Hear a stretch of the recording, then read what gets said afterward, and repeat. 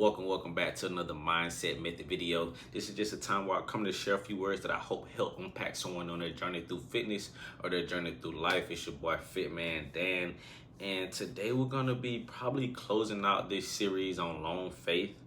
And I saved this video for last because I feel like this is probably gonna be the heaviest one, because I want to talk to you about what happens when you don't just get tested, right? When you actually get tested and you fail.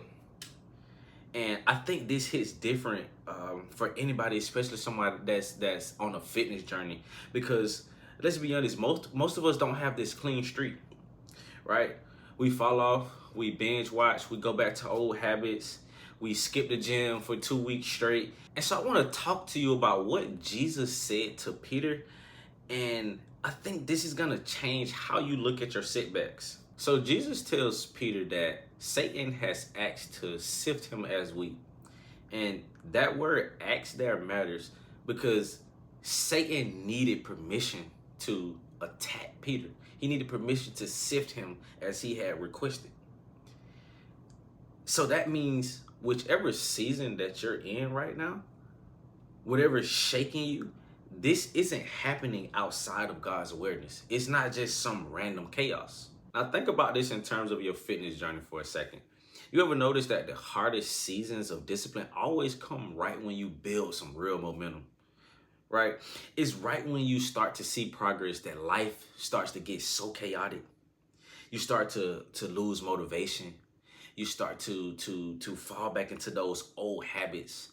You may even stumble across injuries and things that seemingly come to make things harder for you right when things are seemingly getting better. That's sifting. That's the shaking that's designed to expose what's actually underneath your discipline, right? It is what is used to prove, right? It's what's used to test, right? So that you can prove that you are going to uphold, right, the things that you have set forth before you. So when you choose to do right, there's a testing that comes so that you can prove that you really are dedicated to this. And that brings me to my next point. Here's the wild thing. So Satan wants to sift Peter to destroy him, to expose him as a fraud and just leave him out there, looking like a fool. But God allows that same sifting for a completely different reason. He used that sifting that Satan intended for evil to refine Peter, right? He used it for his good. That same shaking, but it had two very different intentions behind it. Satan meant it for evil, but God intended it for his good. And I think that's exactly what happens in the gym, what happens in your nutrition, what happens in your discipline, the plateau, when you go through your injuries, when you face seasons where you just completely fall off, right? That can either become the thing that convinces you that you're not cut out for this, or it can become the exact thing that refines you into the person that's capable of upholding those standards that you have set for yourself, right? This is the same circumstance, but different outcomes, depending on how you allow this to shape you. And here's the part that really got me. Jesus doesn't pray that Peter avoids the test. He doesn't pray Peter won't fail. Peter denies him 3 times, in fact, that same night. Jesus prays that Peter's faith will not fail him. Peter's performance failed. However, his faith did not. If we were to translate this into fitness for a second, right? You may be going through a week where you just have skipped every workout, right? You're having a day where you binge eat, you're eating just any random thing, and seemingly this is failure, right? You have failed. That's not proof that you have failed at the journey in total, though. So you may have failed that day, but you're not failing, right, on your entire fitness journey. This is just a minor setback. This is just an obstacle, right, that's standing in your way that you have to overcome, right? It's proof that you're a human. It's proof that this is the exact kind of season Jesus has already anticipated for you, right? Because the goal was never a perfect streak. The goal was faith that doesn't quit even when your performance does. So even when you, right, fail in your performance, you still keep your faith, right? Your faith is not destroyed, even though you have failed, right? Irregardless of how things turn out circumstantially, you still keep your faith in knowing that it's still gonna work out, that all things are still gonna work out for your good. So here's long faith all the way through from beginning to end. This whole series we've been going over on long faith, right? James told us that the testing produces perseverance. And if we allow perseverance to finish its work in us, it shall make us complete, lacking nothing. David showed us how to stay grounded through the wait, to praise, to worship, to declare out loud, right? The faith that we have, to believe out loud, to prove your faith, and to preach to yourself, right? As you face these trials of different kind. Joseph showed us that the pit doesn't just position you, right, for what God has for you, but it also refines your heart if you allow it. Peter here is showing us the safety net underneath all of it. He's showing us that even when you fail in that moment, your faith is still being upheld. And your comeback, right? Your comeback becomes the thing that strengthens somebody else. Because see, God wants to use you, right, as proof to somebody else. He wants to use your trials and your circumstances as proof to somebody else that he can bring you through that this will not defeat you, that nothing can overcome the power of Jesus in your life. That's the whole point of this fitness journey as well. It was never about a perfect streak. It's about becoming the person that shows up even after they fall off, even after the failure. Because your faith in the process doesn't fail even when your performance does. Jesus used this trial to test, right, the disciples, to show them their true motives. Because see, this was right before Jesus was about to be crucified.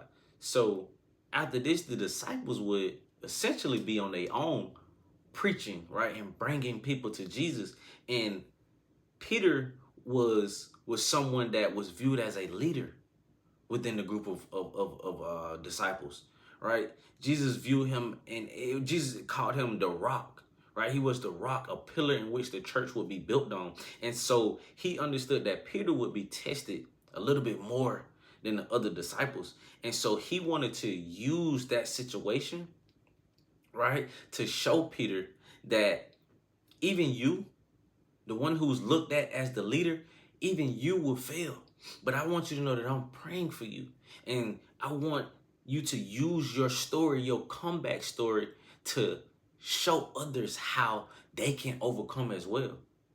And this process was not only used to be a testimony for Peter, but it was also used to refine Peter, because Peter was a bit prideful, right? He at times even felt like he almost knew more than Jesus, right? There were times when he turned away from Jesus, Jesus's prophecies and things that Jesus was saying. He felt like, you know, he was the greatest of all the disciples. And so Jesus wanted to show him, right, like, hey, Peter, there are some things about you that you can't take on this journey. There are some things that are about you that are going to eventually turn people away from me, because I want you to be humble. I want you to have empathy the same way that I'm having for you. He says that Satan desires to sift you, but I have prayed for you, right?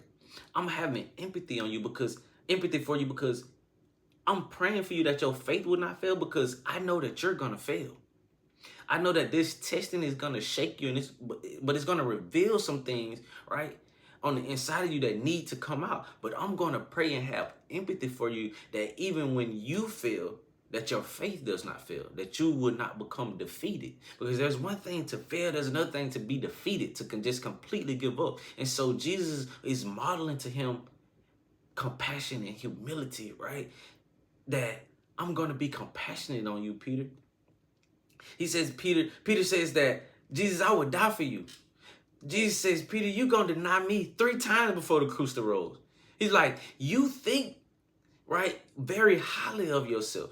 But I'm going to allow this situation to really expose to you, right, who you truly are, so that you can take that humility when you are preaching and bringing others into this Christ life, right? And so that's essentially the long faith.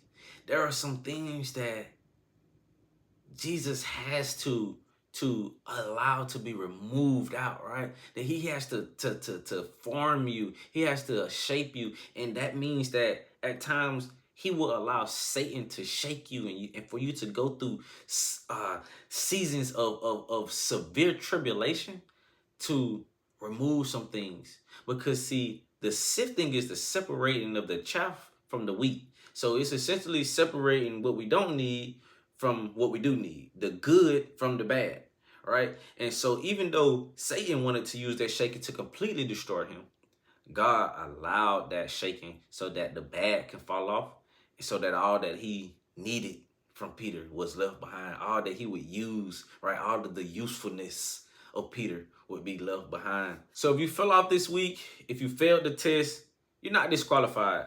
You're being sifted. And on the other side of it, you become stronger. And you even strengthen somebody else who's watching you do it. Look, if this video helped, drop a like. If you have something you might want to add to this, some discussion that you may just want to have, leave a comment. If you know somebody that might need to hear this, send this video over to them. Like, sometimes the greatest blessing that you can give somebody is a good word. Look, it's your boy Fit Man Dan. Remember, your mindset is your greatest asset. Y'all keep stacking.